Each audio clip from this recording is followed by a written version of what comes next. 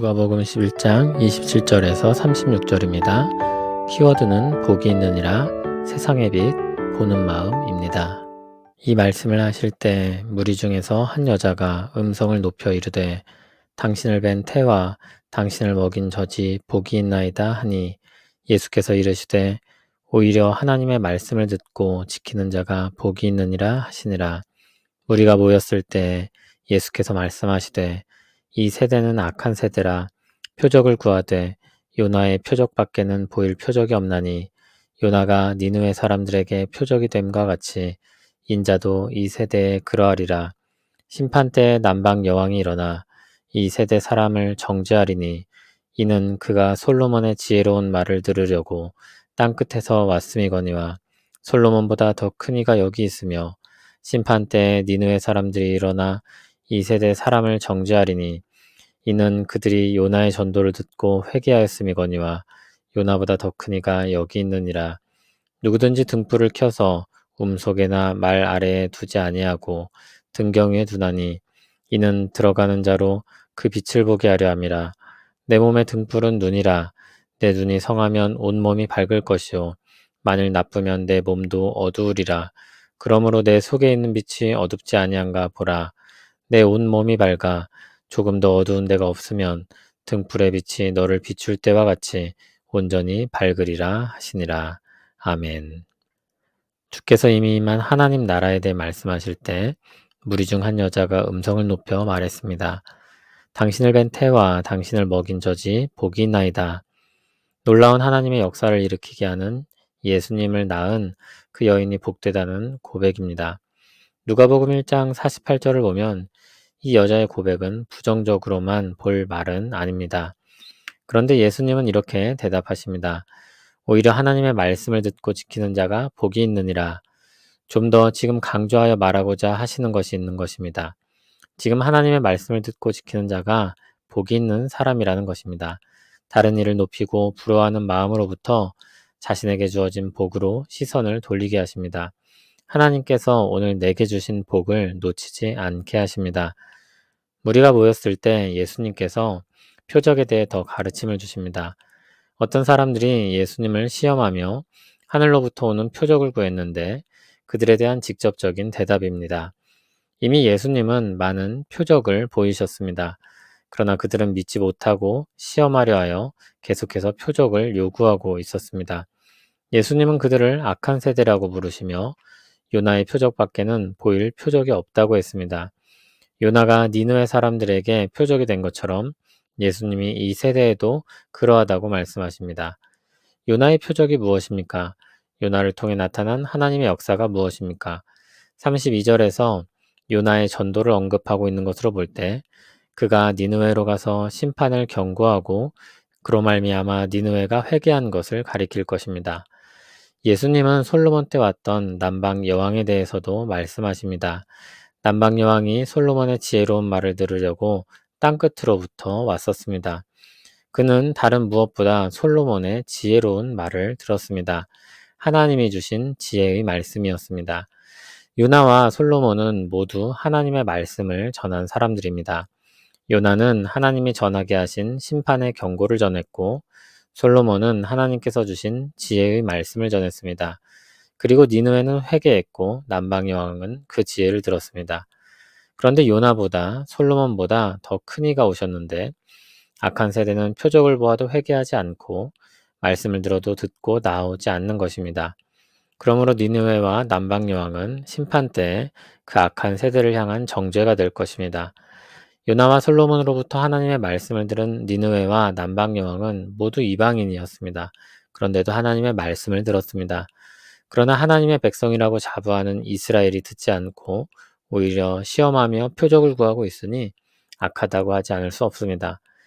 예수님은 등불을 비유로 들어 그 악한 세대를 비추고 계신다는 것을 말씀하십니다.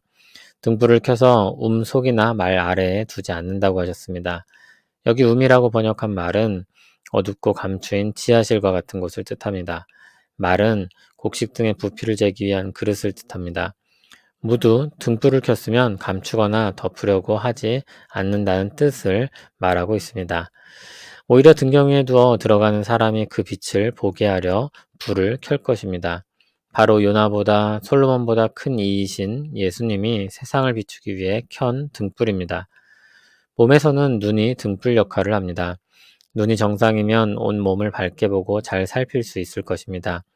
그러나 눈이 나쁘면 자신을 잘 살필 수 없을 것입니다. 걷는 것을 예로 들면 눈이 잘 보여야 균형도 잡을 수 있고 방향도 잘 잡을 수 있는 것입니다. 대상을 제대로 보게 하는 것이 중요합니다. 그러므로 그들 속에 있는 빛이 어둡지 아니한가 보라고 했습니다. 그들 가운데 켠 등불이 잘 살아있나 확인해야 하는 것입니다. 그들을 비추신 주님의 말씀을 잘 간직하고 나타내야 합니다. 만일 그들의 온몸이 밝아 조금도 어두운 데가 없으면 등불의 빛이 그들을 비출 때와 같이 온전히 밝을 것이라고 했습니다. 세상을 비추는 빛으로서 계속해서 제 기능을 하게 될 것이라는 말씀입니다. 그리고 그렇게 살아가라는 말씀입니다. 예수님은 하나님의 말씀을 듣고 지키는 자가 복이 있다고 하셨습니다. 이 시대의 표현으로 말한다면 가장 성공한 사람이고 가장 부자인 사람입니다. 하나님의 말씀을 듣고 믿고 따르는 사람이 그렇습니다. 다른 사람들을 보면서 부러워하거나 시기할 것이 없고 자신에게 주신 복을 알고 받아 누리라는 말씀입니다. 그러나 악한 세대로 불리는 이스라엘은 그것을 깨닫지 못하고 있었습니다. 그들은 불명예스럽게도 이방 나라들에 비교되며 오히려 그들보다 못한 사람들로 여겨지고 있습니다. 하나님께서 복음의 빛을 그들에게 비추시고 은혜를 주셨지만 눈이 어두워져서 그것을 제대로 분간하지 못하고 있습니다.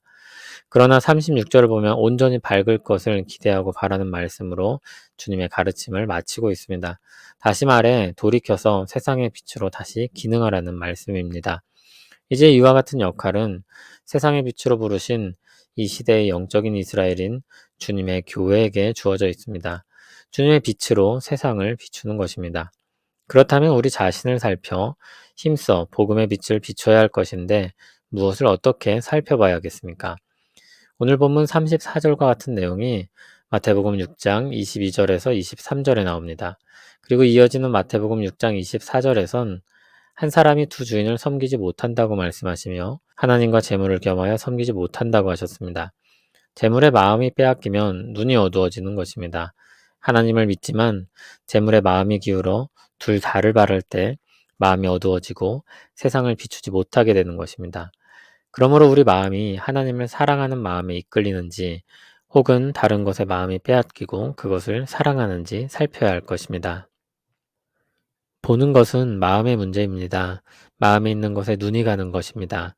자신이 사랑하는 것을 주목해서 보게 됩니다. 그것을 이기는 힘은 강력한 절제력이 아니라 또 다른 사랑입니다. 주님을 향한 사랑입니다. 우리 마음은 결국 어딘가를 향하고 기대게 되어 있습니다. 그것을 주님께 향하게 하는 것입니다. 그러면 어떻게 주님을 더욱 사랑할 수 있습니까? 우리를 사랑하시는 주님을 바라보고 묵상하는 것입니다. 성경에 기록된 하나님의 사랑을 읽고 주님이 행하신 일들을 새기는 것입니다. 주님이 우리를 사랑하시어 오르신 십자가를 생각하고 그 모든 고난과 고초를 새기면 주님을 사랑하지 않을 수 없을 것입니다. 우리가 주님으로 말미암아 생명을 얻음을 기억할 땐 주님으로부터 멀어질 수 없을 것입니다. 그리스도를 바라보며 주를 더욱 사랑하는 우리 되길 바랍니다. 그리고 우리를 비추신 빛을 비추는 산 위에 있는 동네가 되길 원합니다. 우리 눈을 열어 주의 놀라운 사랑의 역사를 보게 하옵소서. 주께서 우리에게 행하신 구원을 기억하게 하옵소서. 우리 마음이 주께 사로잡히게 하시고 헛된 것들에 마음이 빼앗기지 않게 하옵소서. 우리에게 비추신 복음의 빛을 비추며 살게 하옵소서. 우리 눈이 어두워지지 않게 하시옵소서. 여전히 우리를 사랑하시는 주님을 힘입어 살기를 원합니다. 은혜를 주시옵소서. 예수님 이름으로 기도합니다. 아멘.